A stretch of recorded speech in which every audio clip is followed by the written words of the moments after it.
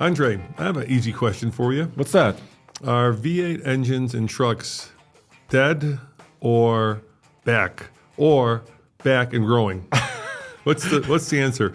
And Well, that's an interesting question, and I think we can unpack this answer on this episode. Yeah, it's one question for an hour-long discussion, but there's a lot there. And in this episode, I think let's do that. Let's talk about kind of where V8s have been and where they're going. But in order to do that, I think we have to talk about the twin-turbo V6, which, as you know, Ford unveiled 15 years ago, my friend. But before we get to that, Yes. let's talk about the news. But before we get to that, What else we can talk about? I'm going to surprise you. Okay, why don't you surprise me, then we'll talk about the news. Did you know, this is mid-March, Okay. right? That this is a birthday for the podcast. No. We're celebrating 6 years, Roman. We've been doing this, well, you've been doing it for 6 years. Well, Holy cow. I think the first episode was you and I, maybe, with Nathan. Oh, I miss Nathan. Yeah. Yeah, so- Actually, Nathan is coming to visit us soon. We'll have to record. Yes. Yeah, he's coming here because his daughter is graduating college. Oh my gosh, do we feel old? Old. So we'll have him in the studio. We can have a... So anyway, we're let's celebrating let's- 6 years. Let's do an anniversary show, With Nathan. Nathan, and Yes. we'll call it like whatever that'll be, like 604 or something. Yeah. All right. So let's get to the news. Did you know, Andre, that the four-cylinder turbo in GM's trucks He's coming back. It's not just coming back, but with the new generation of Silverados, it's actually getting more power. And it's already crazy power. It's actually more torquey than the V8. Many V8s, yes. Yeah, I know. So yes. So first of all, I'm super excited about the upcoming new generation of those trucks, right? So according to Mary Barra, the CEO of General Motors, we will see sometime this year, we will see the 2027 Silverado 1500 new truck and also Sierra 1500 GMC, a new truck. And now, according to some sources from GMauthority.com, And those guys are authority. well, they're authority on GM, apparently. No, I like those guys. They do good work. Yeah, so they got a little bit of information according to them, from a reliable source, that not only is the 2.7-liter Turbo 4 is coming back for the new generation of the truck, it's going to get more horsepower and more torque in those trucks. There's going to be a through line in this podcast, Andre, /video. Yeah. And that through line is, I think that people have certain ideas that do not line up with facts. Yes. So I think that's the through line. Let's start with this news. So people think that the V8 is more reliable than a twin-turbo V6, or in this case, a four-cylinder turbo. And yet, Andre, if you look at the facts, look at how reliable this four-cylinder has been compared to the 6.2. We could go down a laundry list, maybe we should, of all the issues the GM 6.2 has had, starting with catastrophic failure. We just got an email Which is this week. recently. Yeah, you want to talk about the email we got this week from one of our viewers? Yeah, one of our viewers purchased a recent, I believe this is a 2025 GMC Yukon. I could pull this up right here. And he was driving on a highway at highway speeds, and this Yukon with a 6.2 V8, according to him, had a failure. This is a personal story. This is a Yukon, actually a 2023 model. I apologize. So recently he had a recall. They basically changed the oil, right? But he had a failure on the highway. According to him, I'm reading this. This was in March of 2026, traveling 70 miles an hour and with several of his kids. He's got 3 kids. And there was some sort of a noise. The transmission went into neutral, and he was able to kind of maneuver and kind of get to the shoulder of the highway and stop. But the engine did not restart. He basically had an engine failure. Yeah, and this has happened before. There's, I think, a class action lawsuit, or there is some kind of a. Is there a recall? There's a recall. Well, there's a recall, and this oil is a remedy, Yeah, right? the thicker oil, yeah. Depending on what it is. So And a lot of it's people- either changing the oil or replacing the engine. And a lot of people are saying that the oil replacement is not the This Not is the ultimate solution. This is a whole other podcast. I don't want to get into the specifics of this. Also, we've had issues, of course, and this is very well known, cylinder deactivation. Yes. That has caused. And yet, that four-cylinder, Andre, just keeps trucking along. And yet, people, when they go to buy a truck, inherently look at the four-cylinder and think to And they say themselves, turbochargers are bad. yeah, exactly. That's what they say. Turbochargers are bad. And we have found that over time that not only are they more powerful, more torquey, but probably less problematic than V8s. Well, it depends on the design, right? I mean, design and execution. This is GM, yeah. Yeah.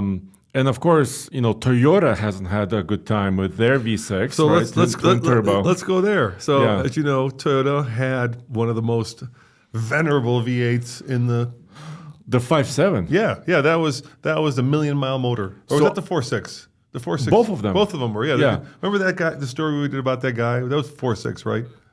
That was a previous generation. Yes. So it's a little confusing because there was a 4.6 V8, there was a 4.7 V8, and then there's a 5.7 V8. And actually, that gentleman, Tim also interviewed him second time. So the first time he had an older Tundra, like a 2007 model, and then he got a different V8 Tundra, also 2 million miles with a 5.7. Yeah. And so here we have the exact opposite, where what people think is actually what's happening. And I'm, of course, referring to the fact that the Toyota twin-turbo V6 has not had a stellar introduction. Yeah.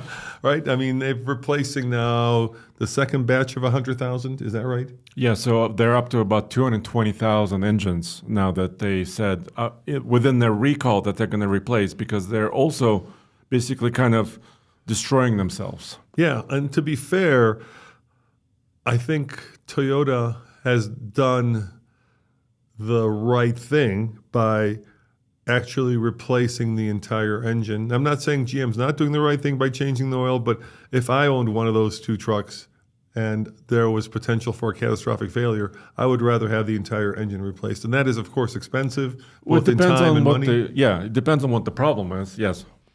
And so the one thing about Toyota is that when they do make a mistake, they do, at least according to this recall, they do step up and they do fix their mistakes.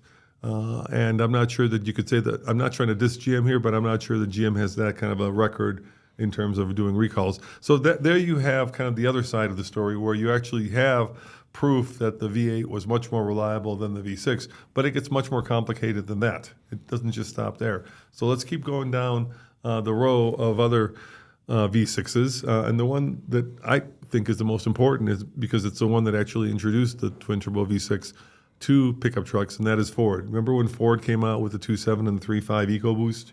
Yeah. Well, I think this was when we're kind of right before we launched the truck channel even, but you already had the TFL car channel, right? And we were kind of at the forefront of this. I remember your video. I think I filmed one of them as well. You and Nathan were reviewing, because the Coyote arrived, the 5-liter arrived into the truck in the F-150, and also the EcoBoost. And that was a huge controversy, right? Because people are saying, you're not gonna take away my V8. I will have it, And everybody hated the V6. Everybody hated the EcoBoost, and yet kind of Ford stuck with the technology and they stuck to their guns. And do we have numbers on what percentage of Fords are Coyotes versus 2.7 versus 3.5? Yes, we do, because our good friend Sam from Wheel Bearings Podcast. So let's put some numbers to this. Yeah, we had recently, several months ago, we had some data, hard data. This is based on production, right? So production of pickup trucks for United States and North America. And for Ford, we have data between 2018 and 2023. So we don't have 2011 numbers. Back then it was basically 100% V8, right? Before 2011. But in 2018, Ford sold, out of all the F-150s they sold 31%, 31.2% were V8s in 2018. That's kind of a third. Yeah, a third. I don't know if that's good or bad. I don't know if that's shocking or not. I guess it is surprising, because you would think when we look at the comments in our videos and when we talk to people, everybody loves the V8 with their pickup truck, and yet only a third of Fords are actually configured that way. And that could be because of a lot of different factors, because there's this thing called a dealer in between the factory and the customer. Yeah. And the dealer, to a large extent, decides what they're going to order for their dealership. And that is driven more by profit than I think by customer demand in a lot of cases. And then the factory or the OEM, Also the has a manufacturer, they have their own, agenda, right? If they want to have, increased production of this engine or decrease production of another engine, they can incentivize certain trims, right? Yeah. So let's start with Ford before we get to some of the other manufacturers, because there's also big things happening over at Ram, obviously. Yeah, but just a second. Yeah, So in 2023, Yeah. so it went from a third of approximately F-150s were V8s in 2018 to about a quarter, about 23.5% in 2023 were V8s. So it's still going down, right? So there's more and more, hybrid F-150s and V6 twin turbo. They have two engines there, right? They have the 2.7 and of course the 3.5. Yeah, and so I'm going to cut to the chase. If I were buying an F-150 today, and I'd like to get your answer to this question as well, which powertrain would you purchase, given that they were kind of apples to apples in terms of pricing, which they're not. But let's just say that there is. Well, they could be. They could be, yeah. Depending on trim. Yeah, you could have an XLT versus a Platinum. Yeah. Right. But let's say they're apples to apples. Which powertrain would you purchase? And I'll give you my answer, and I have no doubt about this. Now, keep in mind, we just owned the V8 Tremor. For many months. For a year, basically. And I was a little disappointed in that powertrain. I wasn't disappointed. Let me put it this way. I wasn't disappointed in it. If I had never driven an EcoBoost, I would have been perfectly happy with the V8 because it sounds fabulous. It was 100% reliable. It drives good. And it sounds fabulous because it sounds fabulous. Yes.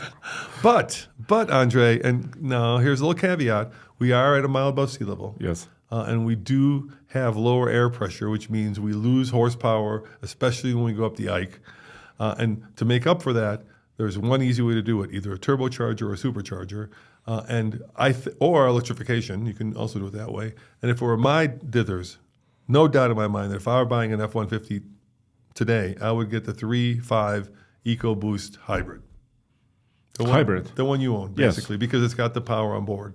That would be the one. I wouldn't even think twice about it. I wouldn't even consider the 2.7. I wouldn't even look at the V8. One of the reasons we looked at the V8 was we thought about supercharging it, and then we just couldn't make a business case for it, so we never did it. Yeah. So I apologize for that, but it was just it was not wise for business. I'll do a little rant. Uh-oh. I'm going to take it. This is a little sidebar. You know what? I think a lot of our listeners and viewers like your rants. You know what my rant is? I'll tell you what my rant is. Why is it that when you, in our case, spend $7,500 putting on all kinds of cool-ass lights onto the Tremor, we actually went to a couple of dealers and said, hey, are you interested in buying this? And one of them actually came back to us and said they'd give us less money because we actually put Ford F-150 LEDs on it, which are great, by the way. Thank you to those guys for supplying them. So because we customized it, they would actually give us less on a trade or on a pure sale than if we had not touched it. And the same thing was true if we had put that supercharger on it. So we could have spent at least $12,000 supercharging it, and when we went to go sell it or we went to go trade it in, it would have been worth exactly $0 more than without a supercharger. And even with a Ford-approved supercharger. With the warranty. This is not a random supercharger we found on the street, right? Yeah. Ford-approved, Ford Performance. I have this continuing argument with James, and he lives in a different world. He's a friend of mine, and so he's always lifting his trucks. And I'm like, you could put $10K into your truck and lift it, or $15K, and it's gonna cost you more money when you go to sell it, because unless you can find that one person who wants that truck the exact way that you lifted it, with the exact parts that you put on it, with the exact tires that you're wheeling, you're going to get no money back on that, and the dealer won't give you. And anymore. The dealer certainly won't. They'll look at if I bring two trucks to a dealership, and this happened with tell them what happened with our Ram. I've been talking on. You get to rant now. Tell them what happened with the Ram 2500 that we put these incredible AEV parts on, like $10,000. It was even worse. It was worse. I mean, we put not just $10,000, $17,000. Winch. It was like a $2,500. So 20 was it like a 15,000 pound winch or something? Worn, not some like Harbor Freight Well, one. this was like top of the line, the Cadillac of winches. So beautiful bumpers, AEV bumpers. By the way, AEV bumpers are super solid because they don't rust. After a year, right? We had the first Gen Raptor, and Yes. we put a Smitty-built winch on it With a mounting plate. with a mounting plate, and within about 2.5 hours, it started to rust. Yes. The mounting plate, not the winch. AEV bumpers won't do that. Yep. Very expensive to purchase and also install because they're pretty heavy. Winch, suspension lift, right? Bigger wheels and tires. Bigger tires, because we put it on 37s.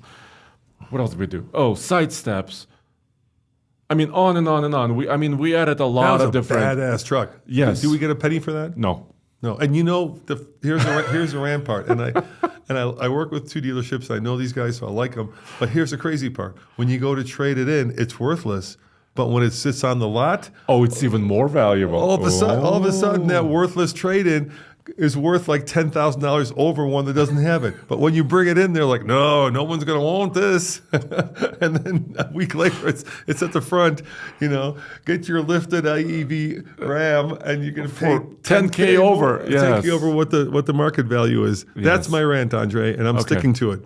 All right. All right, Pretty good. but anyway, so I agree with you. If you ask me to buy an F-150 today, it'll be the hybrid power boost system that's what they call it, and all day long because it adds power. What is it? 420 horsepower now. Oh, by the way, in 2026, which we are in now, they put, Roman, on the 3.5 EcoBoost, they put a particulate filter on this.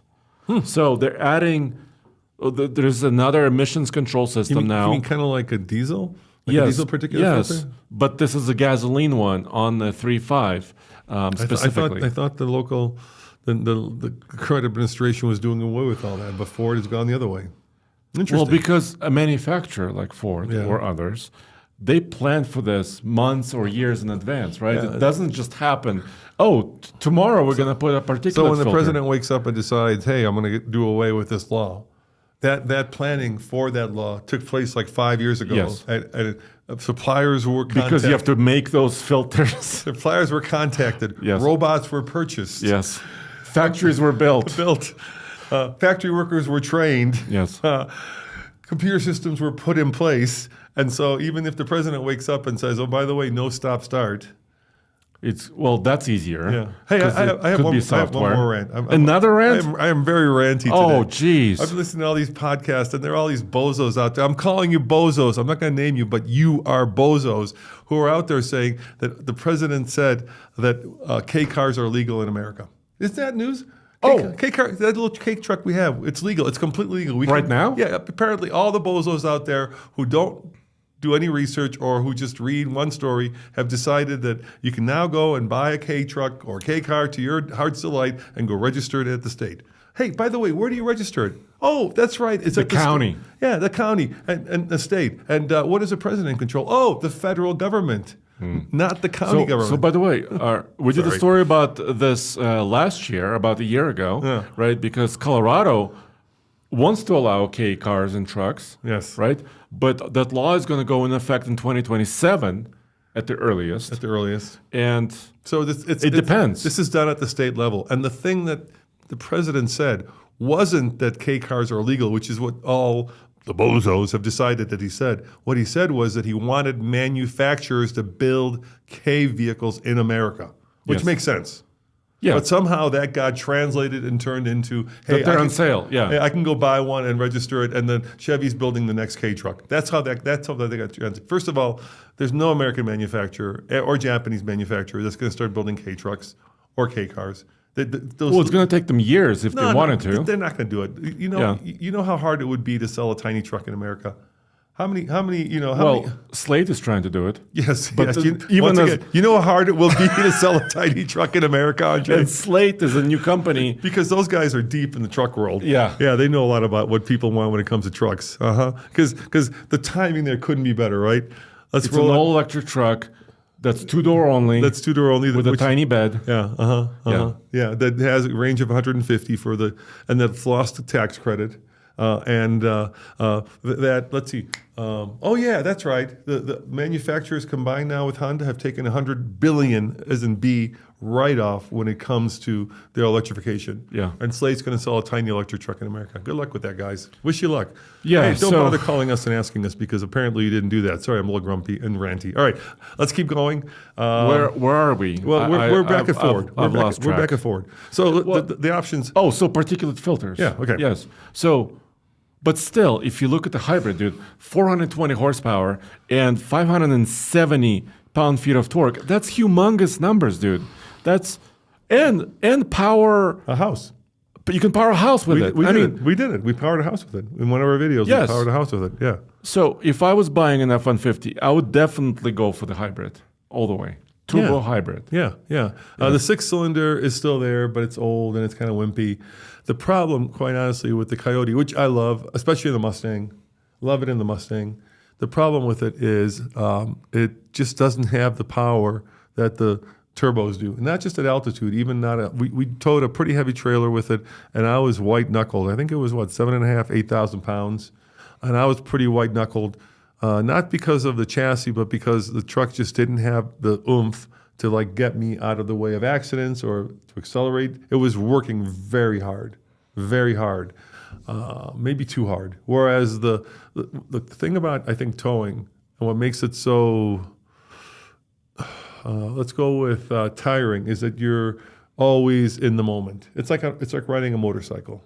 You've got this big load behind you, and you know that potentially it can jackknife on you.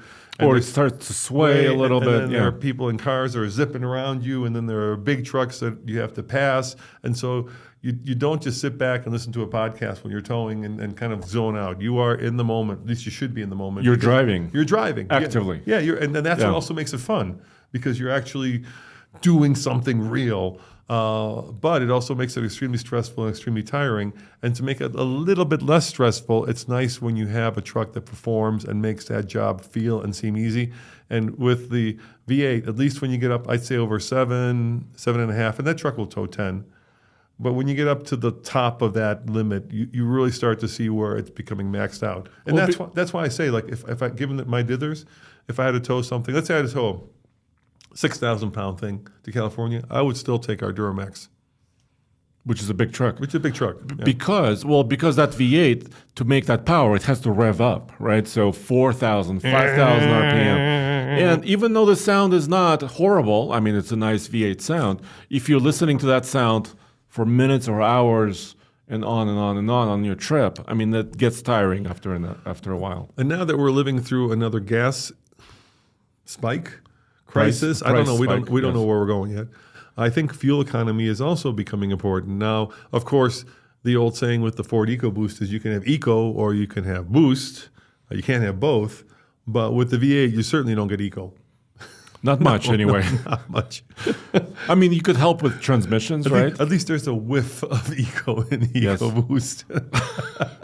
Let's call it that. But hey, a hybrid has a possibility. We recently tested that hybrid, F-150 versus the rest of half-tons, and it was remarkably efficient on our Denver 100 loop. We got 29 mpg. 29. I know. It blew my mind. It blew. Yeah. I'm still flabbergasted by this. Yeah, and I think a lot of truck buyers specifically have been put off by the word hybrid.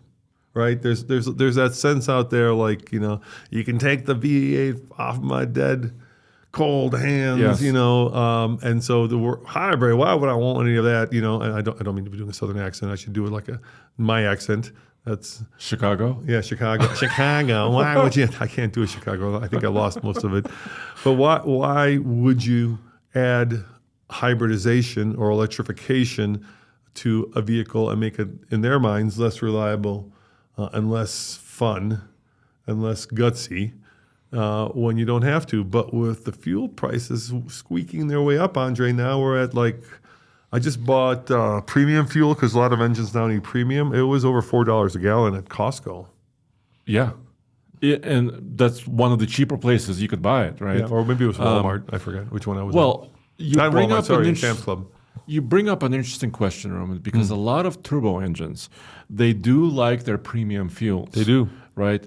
But as far as all the current manufacturers, we're talking about Ford, GM, Ram, Toyota, they certify their engines on 87 octane, right? So you won't hurt your engine by running 87 octane. You could gain a little bit of performance, right, by going to premium. And fuel economy. And fuel economy by going to those higher octane fuels, 91 or 93 octane if you have it. But you won't hurt your engine going 87. Now, let's take another little sidebar here, and that Side is road, and that is for a while there was this push toward diesels in full-size trucks. But I feel not like heavy duties. No, not heavy duty. Oh, yes, those are very much Those diesel. are all diesels almost. But I feel like that wave has broken on the rocks of reality.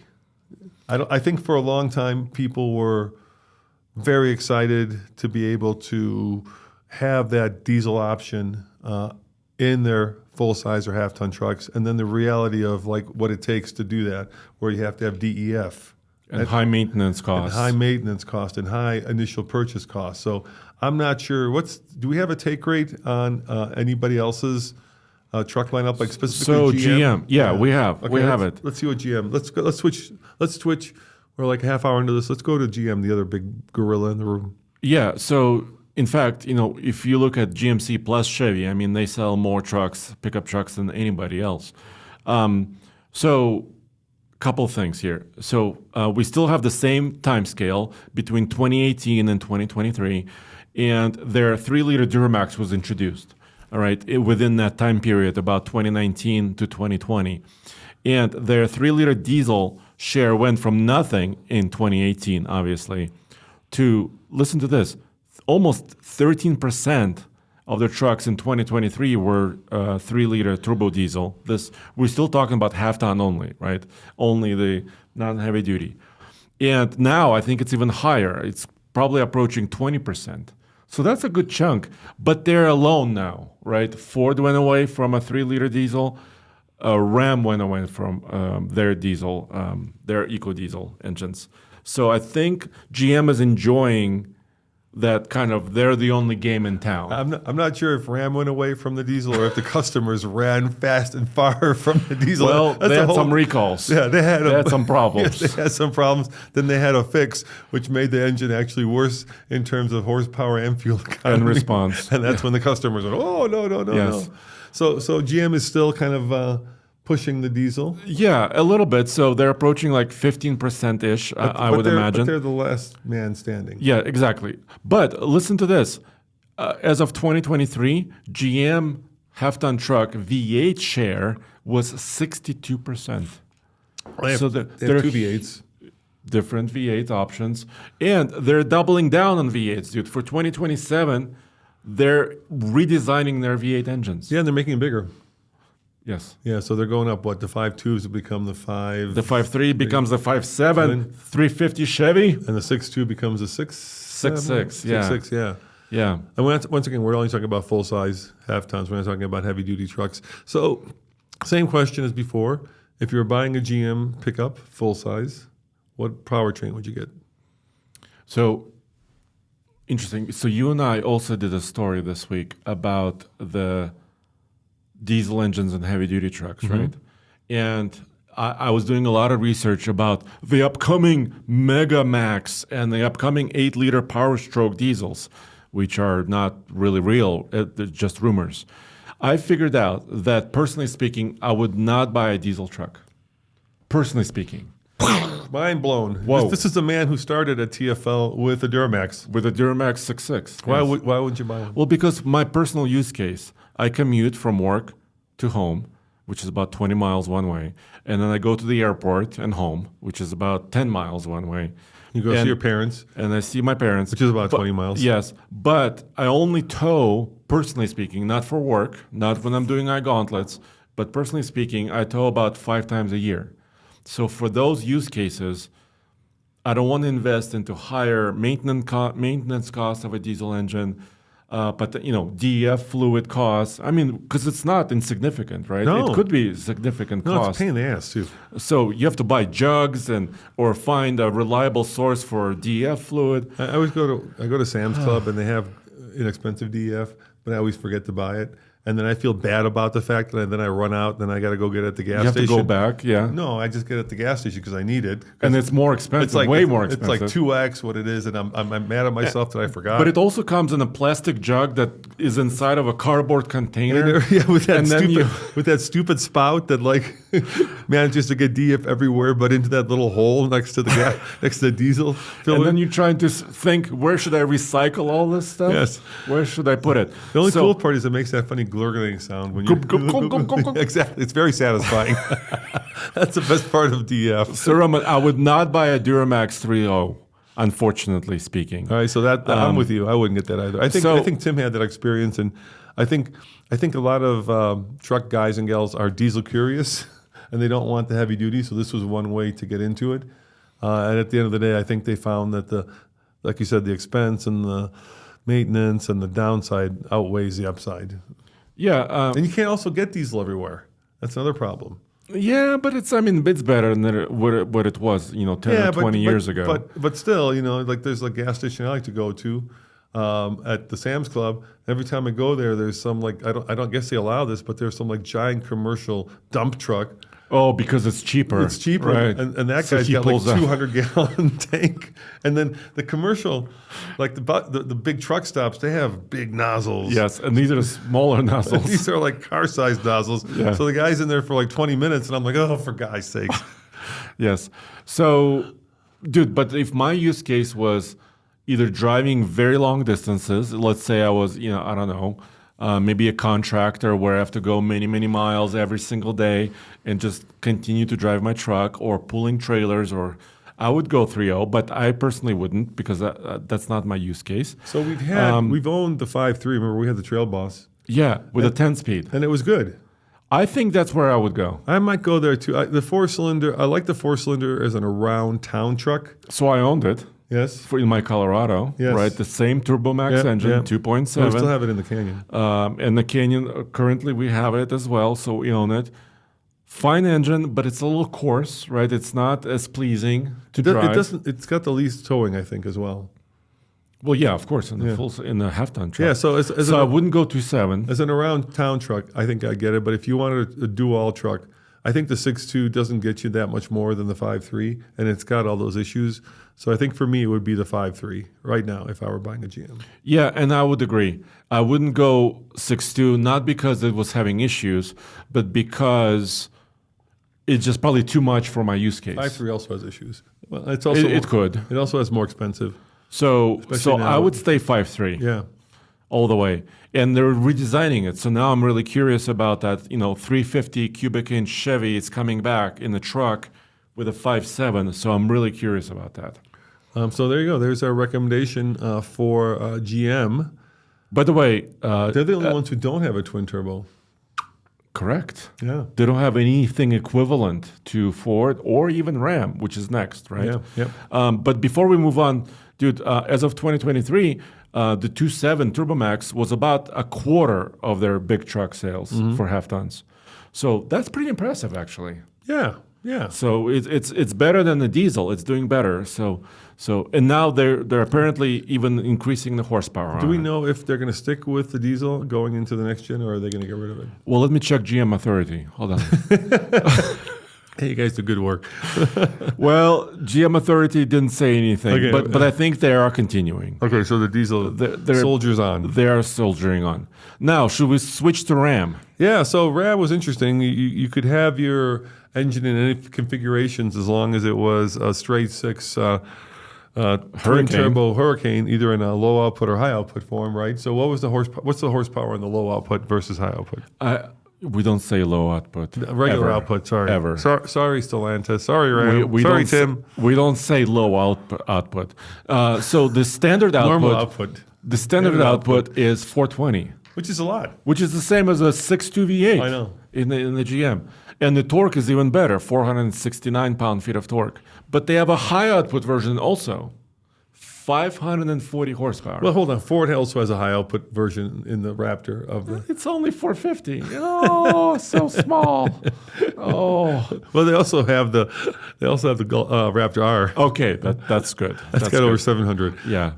No, but I think the new 3-liter straight inline 6s are super smooth. They're very quiet. They're very powerful. And so far, there wasn't a lot of serious recalls about it. Everybody wants a Hemi. Everybody wants a Hemi. Has brought it back. And so last year they sold what, 10,000? You said ish, yeah. So, and this year he said they're going to sell 100,000. Yeah, they're going to try to sell 100,000 Hemis this year. I think. Look, I like the Hemi. It sounds incredible. I'll get to the buts because there are a lot of buts. Mm-hmm. So I think the Hemi has got to be one of the best branding exercises in all of truckdom and enginedom. Yes. Because people believe that is the Superman engine, that engine is just... Well, it kind of originated in the 60s and the 70s, right? Far and above everything else, which is good for Tim. Good for you, man. I mean, if you've got such a strong brand, but here's the but. It's old. Well, yeah, it's not very powerful. The current 5.7 Hemi originates like 20 years ago. Yeah, it's not very powerful. It's what, 395. Yeah. So it's not as powerful as some of the bigger V8s. Well, not as powerful as a high output Hurricane, I'll tell you that. No, not at all. Not at all. And it's very thirsty. Yeah. It's old. It's not as bad as a V8 Tundra. No, but it's still it's in that realm of you're in the teens. And I think people have forgotten those three things, and all they remember, which is fine, is the glorious engine note, which is potentially incredible. the best. Potentially the best note. Yeah, I mean, when you uncork a Hemi, there is nothing better than the sound of that Hemi V8. But in terms of all the other things, like the stuff that's left brain, like you're gonna have to go to the fuel pump. You're gonna have to tow stuff with it. And that eTorque system is not helping much. No, so we owned one. Remember, 2019. Is it still on? Yes. Oh God. Yes. So if you're an engineer, you've got two choices. If you want to add a little electric helper to your V8, yes, you could do it the elegant way. I'm using the word elegant, which is you take an electric motor and you sandwich it in between the internal combustion engine and the transmission. Yes. So that it elegantly adds power. It does things like when you're shifting, it makes up for that little torque loss in between shifts, so it makes for smoother acceleration. Or you could shut down the engine altogether. Or you could, depending how big your battery is. Sure. Right? Yes. You could do that. Or you could stick it on top of the engine. And drive it with a belt. With a belt. Yeah. Which seems less elegant. It's also supposed to help you with the shifting and the start-stop engine technology that everybody hates. But you're driving the belt, basically. But you can't stop the engine. Right. And the whole point is you want better efficiency. So if you do shut down your main engine and use a little electric motor, that's supposed to help the most. It kind of feels like hybridization became a thing with Toyota. And I think back in the day, and I'm not talking that long ago, Ram kind of got caught with their technological pants not quite done up. And so they quickly went to market to compete with the rest of the industry, and they came up with kind of this Band-Aid, which is basically slap an electric motor to the belt system of the V8 and call it good. And I don't think it does a lot. I'm not sure it actually adds. I don't think it hurts a lot. I just don't think it adds a lot. Well, there was some reliability issues with it. There were reliability issues. So I think it's kind of a double whammy, right? It wasn't helping a lot, and it created some issues, and then it became known as just not good, right? Because in the public's eye. How much horsepower did it add? Do you remember? 0. Wait, how much? 0? Yes. So what's the point? Why do you Don't ask me what's the point is. Why would you add this thing on top of the engine if it adds 0 horsepower? How about this? Can you run without ever turning the engine on? No. Okay. But it smoothed out auto stop start. So when you pulled up to a stop sign, there you have it. That was smooth. It is smooth. And so like your air conditioner wouldn't turn on. Yes, because for a longer period of time. You had this electric motor running it. Well, yeah, or you have the battery, right? Because you have a small battery, a tiny little battery. But it also didn't add a lot of cost. Yeah, that's right? true. So on the flip side, And the eTorque system is very affordable. And unlike the 4xe system, it didn't have a lot of reliability issues. So We don't say that term 4xe. maybe we should be happy that they went with eTorque instead of 4xe. So anyways, so I think out of the trucks, and we'll get to Toyota in a second, All right? right, same question. Oh, which engine? Yeah, So we agree, you and I agreed, F-150 hybrid, yeah. 5.3 V8 in the GM. Yeah. Of course, if money's no object, the the Raptor R is the way to go. Oh, well, sure, Yeah. but only a few or can. a Raptor, but we're taking those out. So you can't say TRX, which is obviously coming back. So we can't say that. So out of the current regular lineup, you've got really 3 choices: Hemi, standard output, Thank you. and high output, Hurricane. Standard output Hurricane for me. A high output all day long. You high? Yeah. But it's only available in a more fancy truck. So your Longhorn or your Tungstens, How about the backcountry? a standard only. Warlock? So no. So you will have to step up Bighorn? no. So that's why I was saying 3.0 standard for me, because even though I love don't get me wrong, I love the 5.7, but for smoothness and the power and everything else, efficiency, 3.0 standard. Because I'm not that fancy. No, I am. I am that fancy. Well, yeah, and Have you driven that thing? The only downside is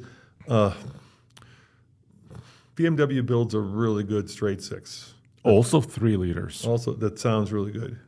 The Ram straight 6. It's I would put it Yes. somewhere. It's okay. Okay. It's okay. It's okay.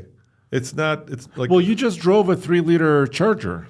Yeah. It's okay. Yeah. It's okay. Yeah. It depends. Do you like more of that guttural, like deep bassoon rumble, or do you like more of the screaming Ferrari-ish, Formula One-ish? That's really the difference. If you like that more high-pitched, flat plane crank sound, then that's very much a straight But 6. there's something. Or if you like the more Harley-like, like my heartbeat is getting faster and faster as I push the accelerator, both for real and with the engine note, then that's what you like. They're both. It's like the Stingray versus the Z06. They're very different powertrains, and they're both delightful in their own way. It just depends what you like. So if it was only for engine note, I get the Hemi, but I would definitely get the high output Hurricane just because it's so much power, so much. Yeah, I was just in Detroit recently, a couple of weeks back, and I had that Tungsten, the really fancy Ram 1500. And even though the truck is heavier, right, because it's got the massaging seats and the panoramic sunroof and, leather on every surface, that engine is unmistakable. I mean, that truck jumps off the line just like an electric truck would. You know what I'm saying? It's not electric, but that engine just makes it so powerful. Yeah, so we're split on that, but it probably. But we're still turbo. Yeah, we turbo. Still went turbo. All right, we're running out of time, but we still have another, let's say, 15, 20 we're minutes. okay. We're okay. Let's head over to our friends at Toyota. And here's something interesting, and I want to get your take on this because this directly affects you, my man. No way. Yeah, directly. I was talking to Grant, who does all of our ad sales. Yes. And by the way, if you want to sponsor this podcast, we'd love to have you. Yes, because currently we're sponsored by you, our listener. Yeah, our Patreon members. Yes. So thank you guys. You make this possible. But if you want to be part of a 6-year-old podcast, that's turning 6. yeah, contact us at. It's more like 6 in dog years. Yes, right? Yes, that's what it feels like. Here's another thing I heard. What? I read a story recently that whole dog year thing is out the window. Right? I'm not supposed to say that? No. You can still say it, but the idea behind it is completely wrong. And there's a point you can make. Oh, because it's not linear? Exactly, yeah. So one year, ironically or currently, people believe that 1 human year is equal to 7 dog years, given how long dogs live and given how long we live. And that's the number I've been going with. So our dog is 5, which would make him 35, middle age-ish. Sure. But when you think about it this way, and this is what the point of the story was, a human at the age of 7 certainly can't have a baby, and yet a dog at the age of 1, which would translate to human year 7, is ready to have kids. And so So it's not linear. No, what the scientists did was that they figured out that it's not linear, that initially dogs age much quicker, and then as they get older, they slow down their aging. So it's more of a steep curve, and then the curve gets gentler as they age. And so they kind of maintain the same level. Yes, so exactly. To speak. Yeah. So take that for what it's worth. So similar to our podcast. We're aging So slowly. I'm sorry, I interrupted you. What about Grant? Oh, yeah. So this is what Grant told me. He said that right now in the used market, a used Tundra with the 6-cylinder, the V6, is worth less than your Tundra with the old V8. That is true. I also saw this. Is this true? Yeah. So this is absolutely so. I saw it locally. So tell them which one you have, and then tell them what we're talking about. And I also did the video related to this because I did a video and I used Auto Tempest data for this. Thank you, Auto Tempest. Yeah, thank you, because they are one of our sponsors. Not on the podcast. Not for the podcast, but for our video. Yeah, they're great. And I saw locally at Mountain States Toyota, which is a dealership not far away from us. You know what I love about Auto Tempest? You can just do a search for everything. You can or something very specific. Yeah, no. I mean, like you can search all. You can even search. I think Craigslist on it if you yes, have to. Yeah, which is because great. it links to it. Yeah. It's wonderful. Yeah. So if you were doing a very specific search, but for example, place to go. Like you and I liked the hybrid Ford. Yeah. But you can search specifically F-150 hybrid powertrain, and it will give you every search engine out there in one place. So that's really cool. All right. So tell them what truck you have so they know. I have a 2019 V8 Tundra. TRD Pro. Yes. In that cool blue, Voodoo Blue. Voodoo Blue. Uh-huh. And I looked up several other vehicles like 2022, those are the new generation V6 Tundras, right? So 2022, 2023. And my truck with more miles is the same price or more valuable than those new V6 trucks. I just saw that locally. Ta-da! You could do it at our local dealer. Yeah. Yes. But you know what? I think my truck is losing a little bit right now because the fuel went up. And what kind of fuel economy are you getting in the truck? Between 14 and 15. Yeah, welcome to Hemi World. So, yeah. So that's that old generation. Also the Nissan. That's poor. Same problem. Yeah, that's poor economy. Yeah. So anyway, those older V8 Tundras are holding their value. Are you still selling it? I couldn't get excited about my next truck. So Andre found an old Ford diesel that he was thinking about. I found a 2014 Power Stroke. Yep. For $28,000, which was probably high. Yeah. But I could negotiate $181,000. And then diesel went through the roof. Yes, and also I realized that I have to be careful about my particulate filter system, make sure I drive it enough and it doesn't get clogged, and then the EGR system. So you did a 180 basically. You went from wanting a diesel to like not wanting one. Yes. Makes sense. In the period of one weekend. Yeah. Is that because of diesel prices? No, it was because my research. It's because diesel here, at least in Colorado, it's like $5 a gallon. Yeah, it is. Yeah. Well, that has something to do with it. Anyways, so where were we? So we're at a point where, because this is a through line I was telling you about, people believe that the V8 is so much better than at everything, that the older V8 Tundras are worth more. Of course. But in that case, reason is because of super solid, and the new ones are recalled. Yeah. Yes.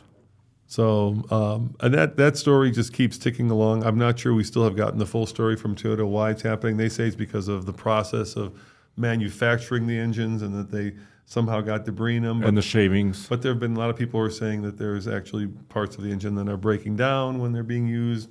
So what we do know, like I said, is that Toyota is replacing them. And I think if I had a Tundra, here's the other thing that's weird. I think if I had a Tundra with a replaced engine, I think that's more valuable than one without a replaced engine that's not getting recalled.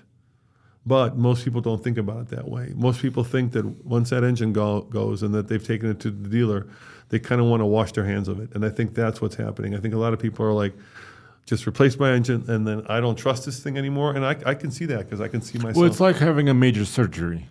Yeah. Right? You could get a brand new leg, But it's not as good as the old leg. but maybe it's not as good as the old leg. Or better not having a brand new leg. Why do I need a brand new leg anyway?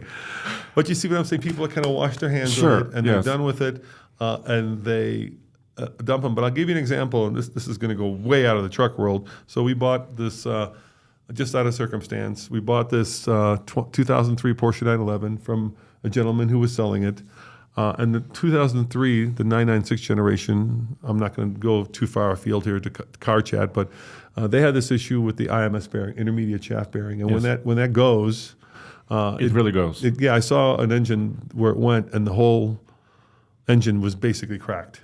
The whole block just went. It just seizes and cracks. It or cracks the something, block. Yeah, it's there's no like it's real catastrophic failure. Not like we should talk about what happens when that GM engine fails. It's kind of clever. The V8 apparently. This guy's email, he said that when Because I was wondering if the wheels locked up, right? Yeah, like Verstappen's locked up when he won the regen. Like this, Yeah, Max, what's really going jumping on? around. Yes. Yeah, in the last Grand Prix, in the Australian Grand Prix where he did a 180 but the GM puts you in neutral, and so you can Instantaneously, coast. Yeah, yes. you can coast and you can actually pull Yeah, over. yeah. As opposed to having like what happened with Max. Anyway, so this is a known issue in the 911. Let's go back to that, and this happened to this guy.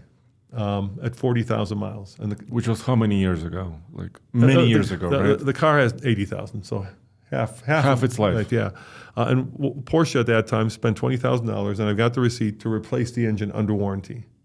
Now, to me, I would rather have So that, now you have a newer engine. and I have one where the IMS issue was sorted. Yes. Because they didn't replace it with the same engine, with the same IMS. I think they figured out that they were having problems. Yes. Certainly by the 997-ish, maybe the 997.2, they figured it out.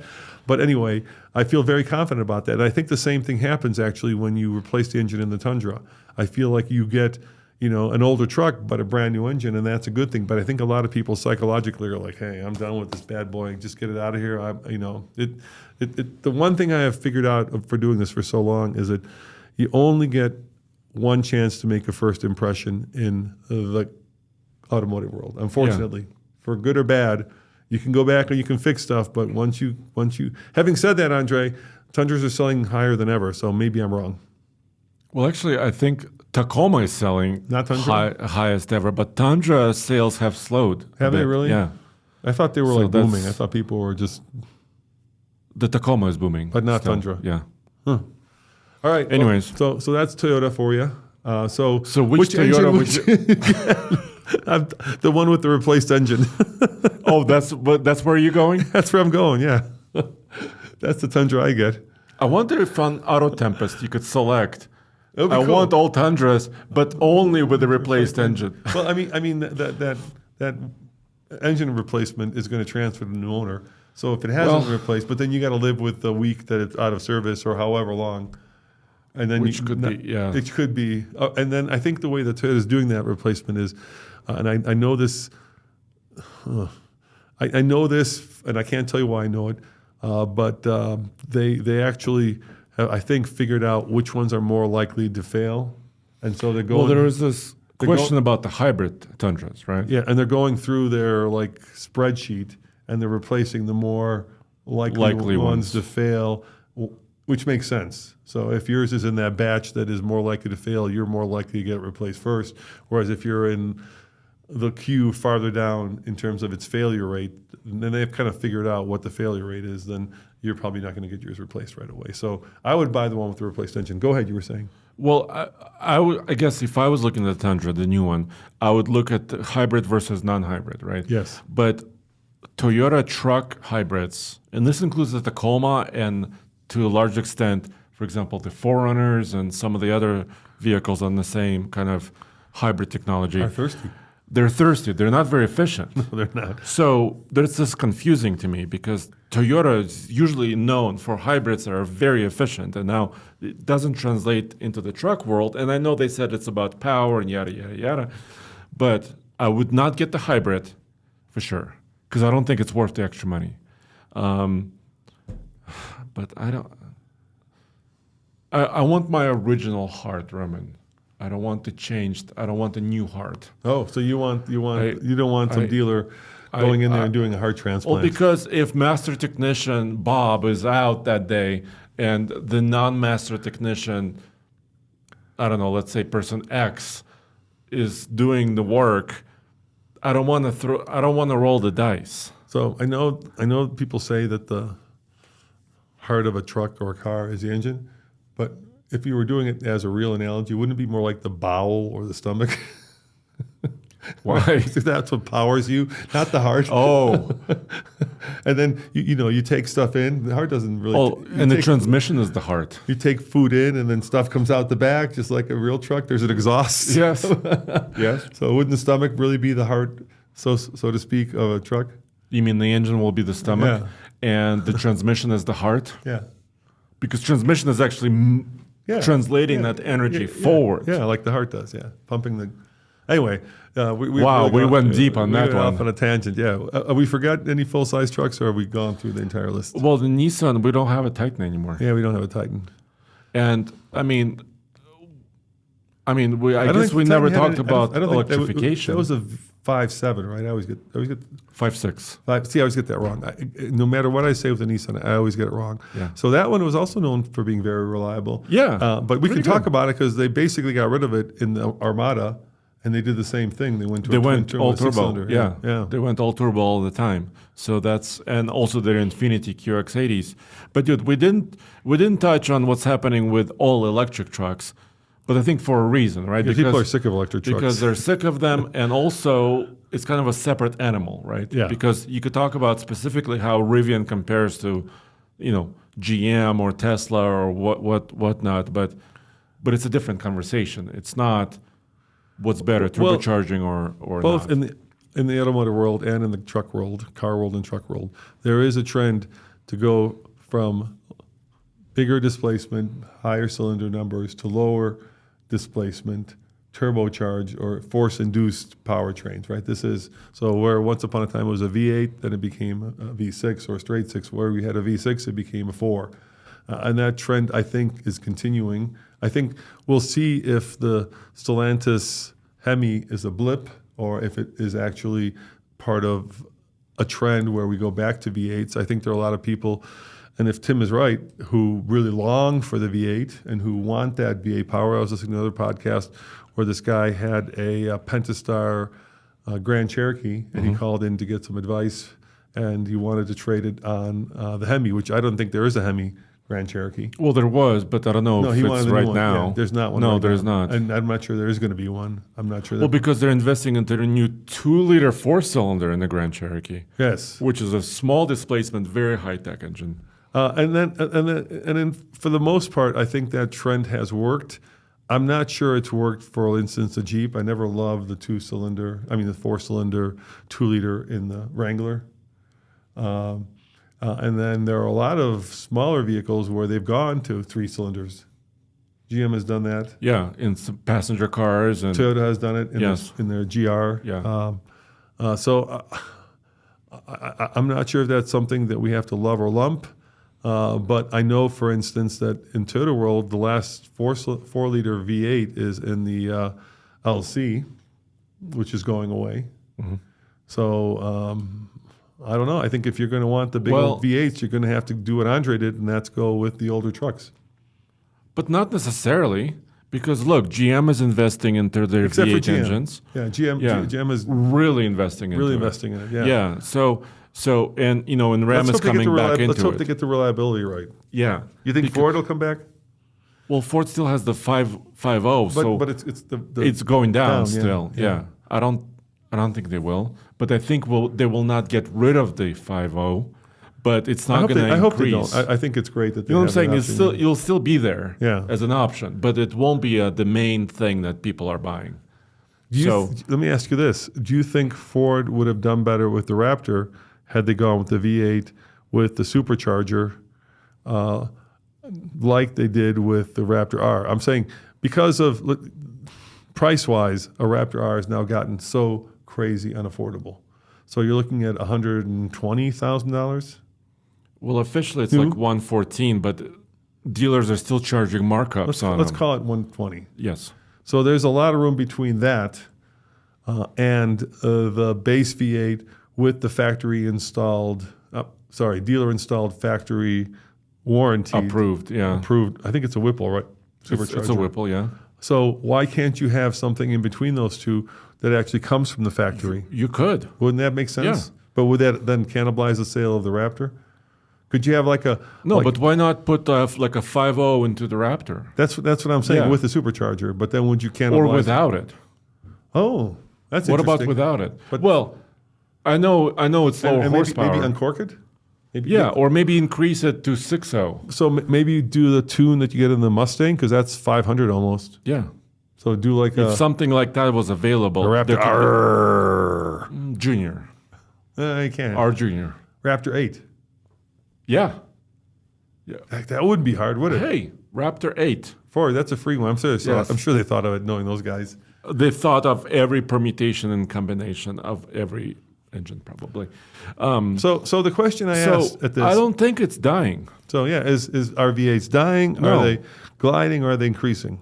They're I not think- dying. I think we have to say sure. that they're probably increasing actually, because Yes. when you have If we look at the next year, when you have definitely. Ram saying that they're going to sell 100,000, And if we see GM coming back to it, yeah, yeah, then so they're it's coming back. definitely increasing. So for all of you V8 So lovers, don't be upset. don't be upset. sad. If you love V8s. Be happy. But I think honestly, I think what will determine this is the thing that's always determined, and that's the price of gas. It's nice when gas was like under $3 a gallon to be like, It was hey, nice. It was let's nice. cheerlead, let's bring back the V8, yada yada yada.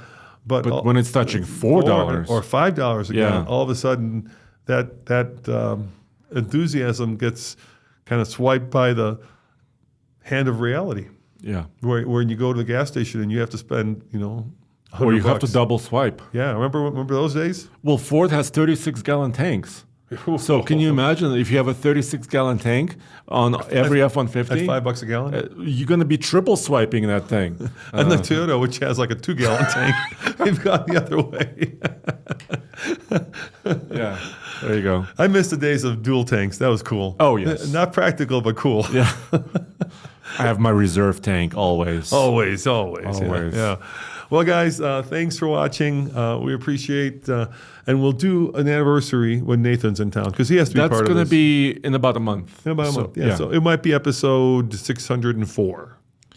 Well, no, dude. We're at 323. Oh, I thought we were at 600. No, we're at 6 years. Oh, 6 years. So call it 327. Yeah. Yeah, and we'll have Nathan in here, and you know what we should do? We'll do a little bit more self-indulgent one. Maybe we'll chew the fat, like tell some stories that we have never told from adventures past. You know what? You know where Nathan was last weekend? Where I wish I was At the World Expo. Yes, I know. I'm upset. I'm upset I missed it. Well, you're going to the next one. Yeah, So Andre is going down to Phoenix. So Flagstaff. If you guys Yes. if you're going down, in Arizona, if you're going to be down in Arizona and you want to say hi to Andre, Come see me. Yeah, you're going to get some stickers to give to people. Heck yeah! I just ordered some new stickers. Oh, good. Actually, not enough. Hey, maybe I should order more. Do you remember when gas was high and there were all those stickers on the gas pump with little Biden pointing to it saying, I did this? Mm-hmm. Do you think that there'll be little ones with Trump pointing to it saying, I did this? There probably should be. Do you think that or is that spent? I'm just wondering. I've just been driving around. I haven't seen any especially in Boulder, because Boulder is Boulder. I've been expecting to see those. little pointy fingers. Yeah. No, I haven't seen one. All right. Well, guys, once again, thanks for watching. Thanks to all our Patreons. We really appreciate the fact that you guys are part of this and make it possible, because without you, it would be very timely and very expensive. So you make this happen. If they want to join and help support the podcast, where do they go? Patreon.com/TFLcar, because that's our only page. We don't have a separate truck page. No, we never changed the name. TFL Car. And before we wrap up, what's this, Andre? Because this is kind of interesting. There is a little model on our table here in the studio. It looks like somebody took an F-150 and pulled his face back.